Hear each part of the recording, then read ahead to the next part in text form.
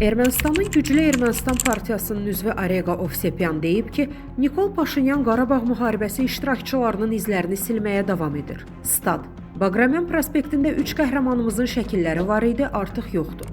Artsaq qəhrəmanı Robert Abajyanın da rəsminin silinməsi təsadüfi deyil. Paşinyan rəsmi Bakıya hər şeyi, erməni qəhrəmanlarını, qələbələrimizi erməni xalqının yaddaşından siləcəyinə söz verib deyə Ovsepyan vurğulayıb. Onun sözlərinə görə, son dövrlərdə Ermənistan hakimiyyətinin həyata keçirdiyi addımlar ölkənin keçmiş siyasi və hərbi kursundan uzaqlaşmağa hesablanıb. Müxalifət nümayəndələri isə bunu milli yaddaşın dəyişdirilməsi cəhdi kimi qiymətləndirirlər. Statın sonu. Qeyd edək ki, Ermənistan hakimiyyəti sülhün təmin olunması məqsədi ilə revanşist siyasətdən və Azərbaycana qarşı ərazi iddialarından imtina etdiyini bəyan edir. Bu kontekstdə işğal dövründə Azərbaycana qarşı hərbi əməliyyatlarda iştirak etmiş şəxslərin qəhrəmanlaşdırılması beynəlxalq hüququn prinsipləri və normallaşma prosesinin ruhu ilə uzlaşmır.